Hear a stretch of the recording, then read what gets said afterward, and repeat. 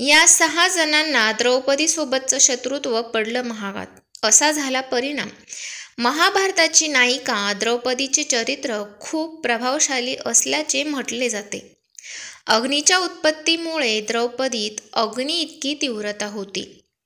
महाभारतात अशी एक कथा आढळली आहे की ज्याने द्रौपदीचा अपमान केला त्याला आपला जीव गमवावा लागला. वास्तविक द्रौपदीचा जन्म हा सूडाचा परिणाम मानला जातो. द्रोणाचार्यांचा सूड घेण्यासाठी द्रुपदने दिव्य पुत्र व पुत्री अग्नीपासून निर्माण केली.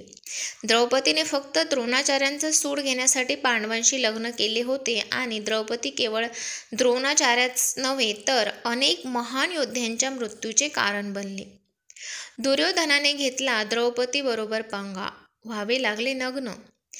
युधिष्ठिराच्या राज्याभिषेकाच्या वेळी दुर्योधन इंद्रप्रस्थला पोचला. तेव्हा मै मानवाद्वारे बनवलेल्या गेलेल्या मायाभवनाला बघून दुर्योधन हैराण झाला. एका जागेवर सपाट जागा समजून तो पाण्यात पडला. त्यावेळी द्रौपदीने दुर्योधनाचा उपहास केला आणि अंधाचा अंध मुलगा असे म्हटले. द्रौपदीवर दुर्योधन चिडला. या कारणास्तव द्रौपदीला पणाला लावले. दुर्योधनाने द्रौपदीला मांडीवर बसण्यास सांगितले. भीमाने द्रौपदीचा बदला घेण्यासाठी दुर्योधनाची मांडी मोडण्याचे वचन दिले. जेव्हा महाभारताचे युद्ध चालू होते आणि युद्ध शेवटच्या टप्प्यात होते तेव्हा गांधारीने दुर्योधनाला गंगा स्नान करण्यास सांगितले आणि दुर्योधनाचे प्राण वाचवण्यासाठी नग्न होऊन येण्यास सांगितले. आपला जीव वाचवण्यासाठी दुर्योधन नग्न होऊन शिबिरात येत असताना श्रीकृष्णाने दुर्योधनाला पाहिले. श्रीकृष्णाच्या सांगण्यानुसार दुर्योधनाने कमरेला केळीची पाने बांधली. याचा परिणाम असा झाला की गांधारीच्या दृष्टीने दुर्योधनाचे संपूर्ण शरीर वज्राचे झाले होते, पण कंबर अशक्त राहिली. भीमाने दुर्योधनाची मांडी फोडली व दुर्योधन तडफडून मरण पावला. द्रौपदीचा अपमान झाला त्याचा कर्णावर असा झाला परिणाम. कर्णाला द्रौपदीला त्याची पत्नी म्हणून घ्यावायचे होते म्हणून तो द्रौपदीच्या स्वयंवराला पोचला. परंतु श्रीकृष्णाच्या सांगण्यावरून जेव्हा कर्ण स्वयंवराची अट पूर्ण करण्यासाठी पुढे आला तेव्हा द्रौपदीने कर्णाशी लग्न करण्यास नकार दिला आणि त्याला सूतपुत्र म्हणून स्वयंवरात सहभागी होण्यास नकार दिला. यामुळे कर्णाला राग आला. जेव्हा पांडव जुगारात द्रौपदीला मिळवण्यात पराभूत झाले तेव्हा कर्णाने द्रौपदीचा अपमान केला आणि तिला 5 पती असलेली वेश्या म्हटले. कर्णाच्या या बोलण्याने द्रौपदी व अर्जुन चिडले आणि कर्णाला महाभारताच्या युद्धात अर्जुनाकडून वीरत्व प्राप्त झाले. दुशासनाचे साहस. जेव्हा पांडव जुगारात एकामागून एक त्यांची सर्व संपत्ती गमावत होते तेव्हा युधिष्ठिराने आपली पत्नी द्रौपदीलाही पणाला लावले. जेव्हा पांडवांनी द्रौपदीलाही पराभूत केले तेव्हा दुशासनने दुर्योधनाच्या सांगण्यावरून द्रौपदीचे वस्त्रहरण केले. दुशासनाने द्रौपदीला केसाला धरून फरफटत नेऊन भर सभेत आणले व तिचा अपमान केला. द्रौपदीचा हा अपमान दुशासनाला भारी पडला.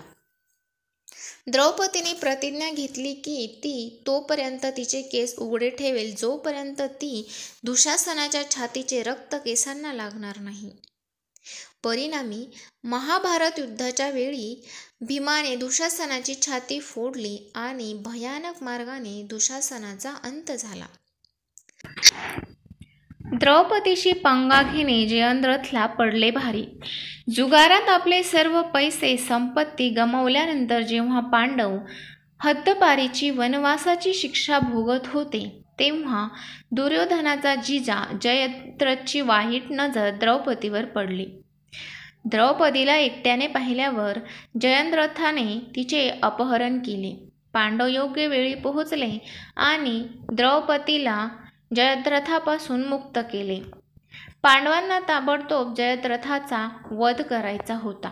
पण द्रौपदीने तसे होऊ दिले नाही. द्रौपदीने त्याच्या डोक्यावरचे 5 केसाची शेंडी ठेवून बाकीची केस कापण्याची शिक्षा जयद्रथाला दिली. अशा प्रकारे द्रौपदीने जयद्रथाला फाशीच्या शिक्षेपेक्षा जास्त शिक्षा केली. अश्वत्थाम्याला द्रौपदीने अशी शिक्षा दिली. अश्वत्थामा गुरु द्रोणाचा मुलगा होता. तो पांडवांशी शत्रुत्व ठेवून होता. म्हणून पांडवांच्या विरुद्ध तो महाभारताच्या युद्धामध्ये उतरला. जेव्हा महाभारताचे युद्ध अंतिम टप्प्यात होते तेव्हा अश्वत्थामाची कौरवांचा सेनापती म्हणून नेमणूक केली गेली. दुर्योधनाच्या मृत्यूने अश्वत्थामा बदलाच्या अग्नीने पेटलेला. रात्रीच्या अंधाराचा फायदा घेऊन पांडवांच्या छावणीत पोहोचला. त्यावेळी द्रौपदीचे 5 मुलगे छावणीत झोपले होते. द्रौपदीचे 5 पुत्र 5 पांडवांसारखे दिसत होते. अशा स्थितीत पांडवांचा झोपेतच अंत करण्याचा विचार करून अश्वत्थामाने द्रौपदीच्या 5 मुलांना झोपेतच ठार केले. सकाळी द्रौपदीला हे समजताच तिने पांडवांना अश्वत्थामा याला फाशीपेक्षा भयानक शिक्षा देण्याची इच्छा व्यक्त केली. परिणामी अश्वत्थामाचा जीव घेतला गेला नाही तर त्याच्या डोक्यावर चमकणारा चिंतामणी पांडवांनी बाहेर काढला आणि सृष्टीच्या अंतापर्यंत भटकण्यासाठी त्याला सोडून दिले. द्रौपदीला मिळवण्याचा प्रयत्न होता कीचकचा असा झाला परिणाम.